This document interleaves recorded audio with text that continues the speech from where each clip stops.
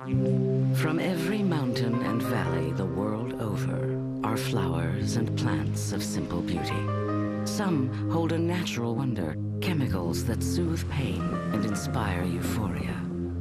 At times, they've been hailed as a gift of heaven, but in the last century, they've been condemned as a scourge of man. Once, marijuana, cocaine, opium, ecstasy, LSD, even heroin were perfectly legal. Today, they compel a war on drugs. Did these plants and drugs change, or did we? Drugs are menacing our society. It's like a 5-hour orgasm. Used wisely, can produce the greatest ecstasy that man knows.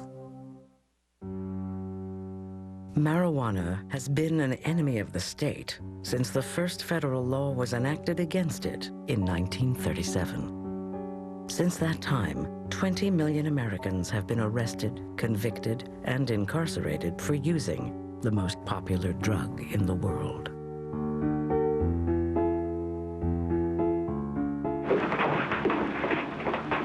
Your Honor, in this case, the state waives trial of the defendant, Ralph Wiley.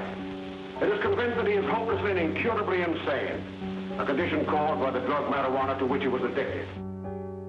The law is only one deterrent, and not that effective. The government relied on something else: education films. This harmless-looking cigarette is cloaked in many innocent disguises. But light the match, inhale the smoke, and it becomes an invitation to your own murder. They had to now control something that was growing all over the United States as a weed. So they relied mostly on words because they didn't have many other resources to devote to it. I think a lot of people have seen Reefer Madness. That's bitter. That's more like it. I know you like that. Really, you will. Now just take a...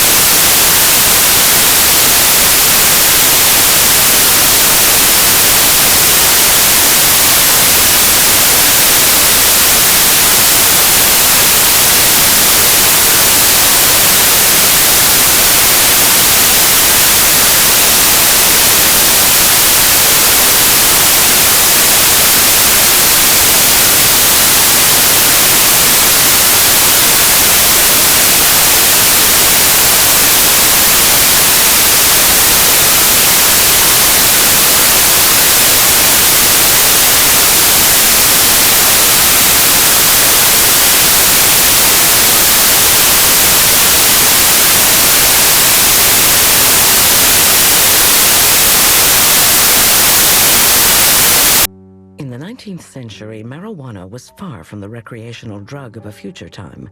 By and large, its only use comes from patent medicines. Americans know little of smoking it as an intoxicant, a custom widespread in the East. That is until Abdul Hamid II, Sultan of Turkey, makes a very special birthday gift to the American people. 1876. A World's Exposition is held in Philadelphia to celebrate the 100th anniversary of the Declaration of Independence. On display are the wonders of the modern world, among them the telephone and the personal printing press, otherwise known as the typewriter. The industrial age has arrived. At the Turkish pavilion, the Sultan Abdul Hamid II makes a gift of a rare and exotic treat.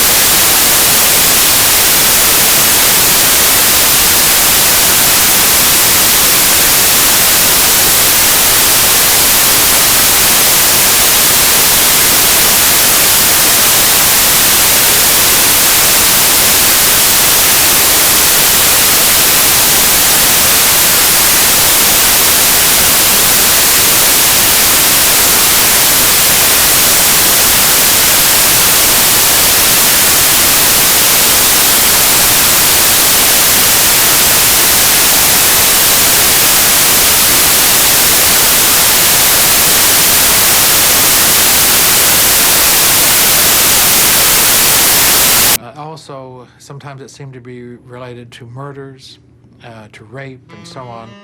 Hearst coins the phrase marijuana menace and prints lurid tales about the drug's capacity to cause rape, murder, and mayhem.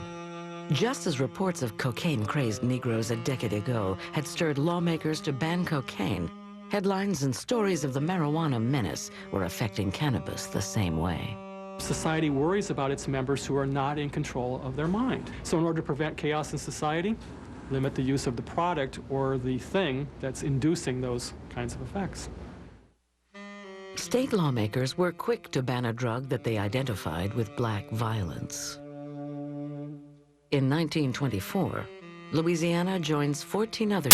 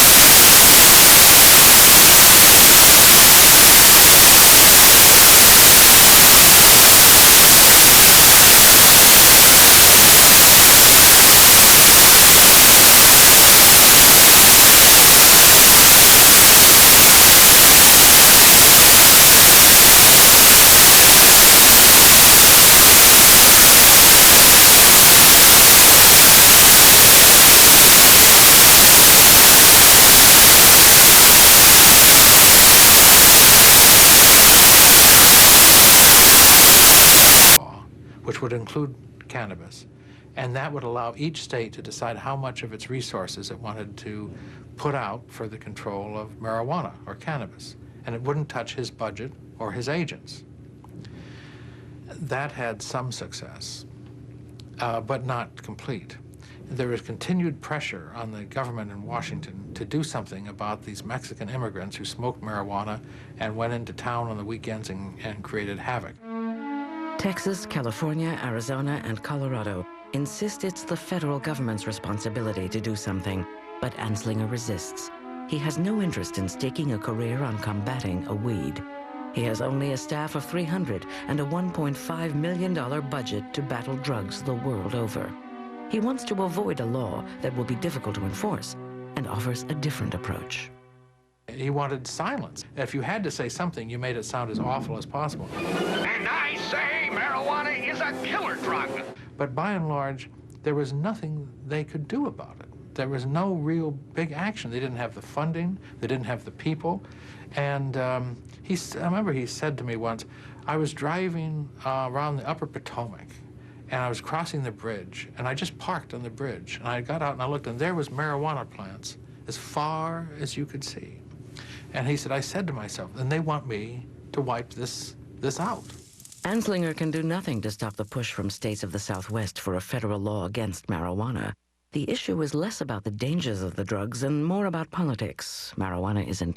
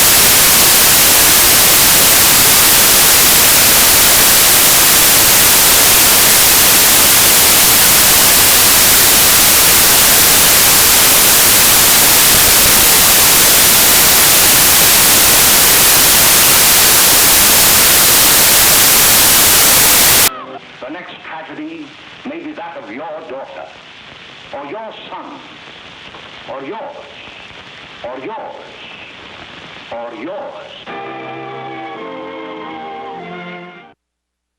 The History Channel now returns to Hooked, illegal drugs and how they got that way. On April 27, 1937, hearings begin before Congress on the first federal law to control marijuana. Anslinger hopes to convince Congress that marijuana is dangerous and that they will enact a law like the one that banned machine guns. I think his attitude toward marijuana was that it was not as serious as cocaine and heroin.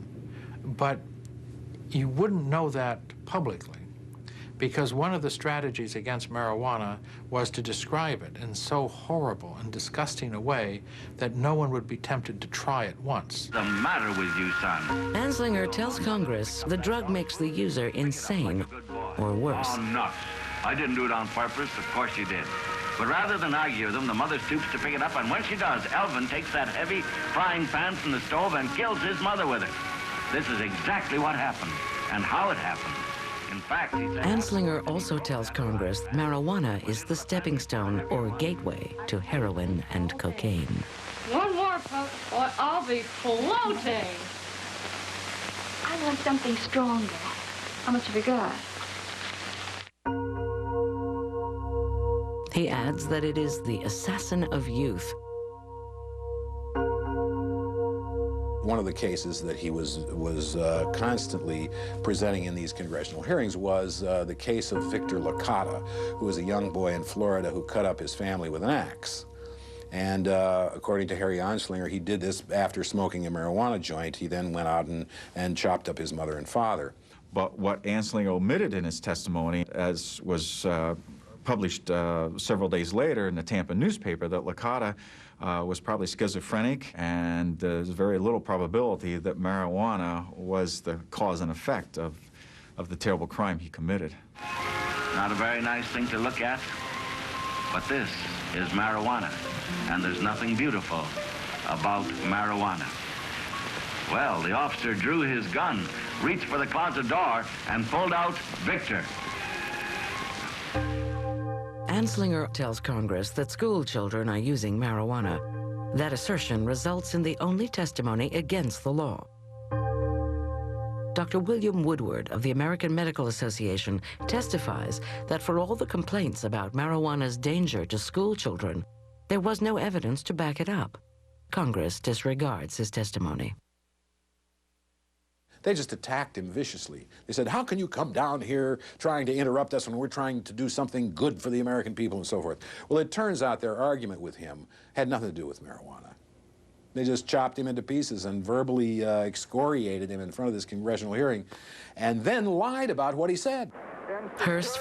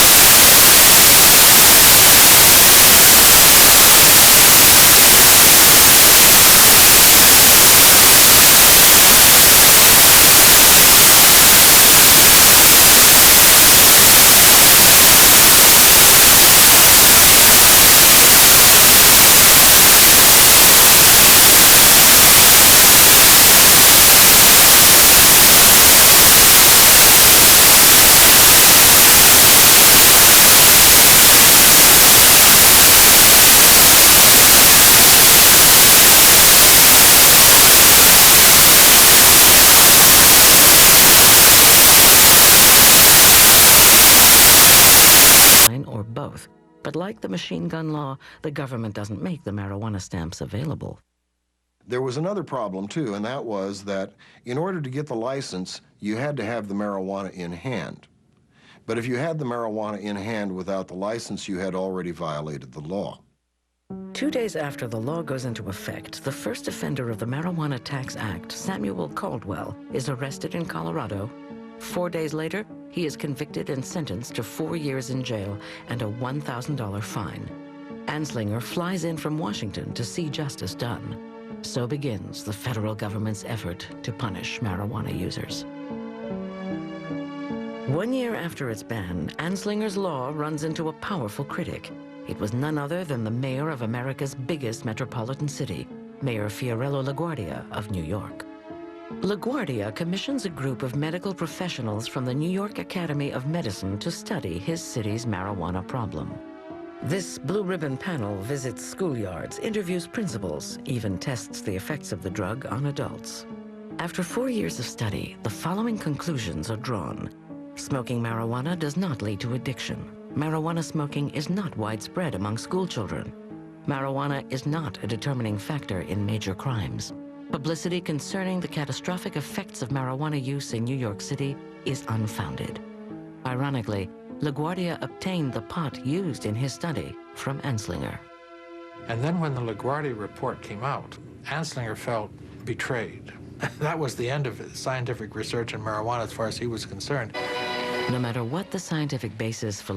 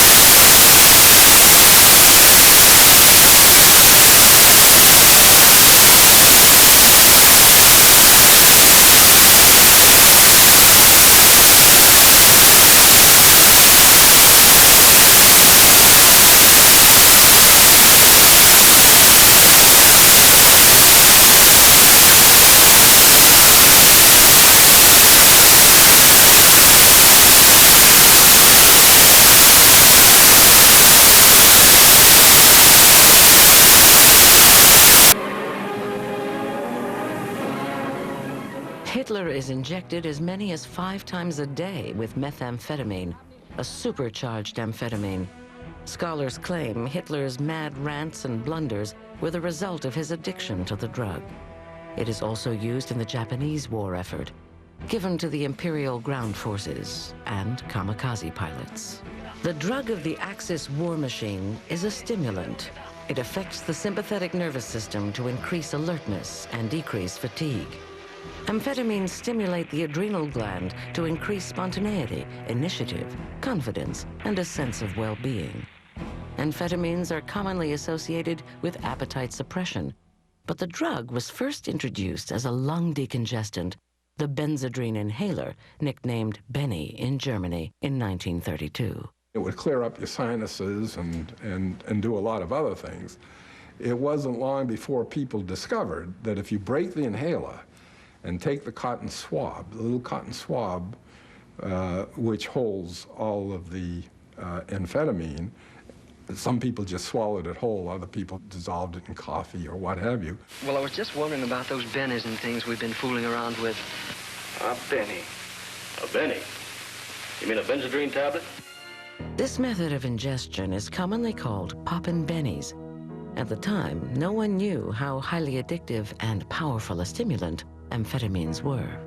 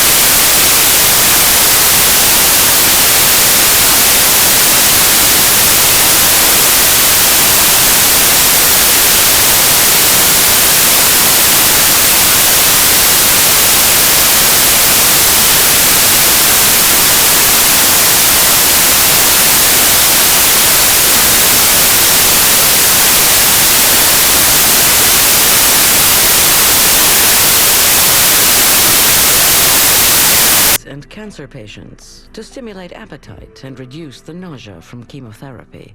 It's also a treatment for glaucoma. The attitude of the American public towards marijuana is most fickle. Once, the federal government was opposed to a national marijuana law, but enacted one anyway in 1937, only to see it overturned 30 years later by the Supreme Court. In 1970, a new federal law banned marijuana again, citing it was of no medicinal use. But today, marijuana is used legally for that very reason. Now, at the turn of the 21st century, 11 states have decriminalized possession of small amounts of marijuana, judging the legal side effects to be more harmful than the drug itself.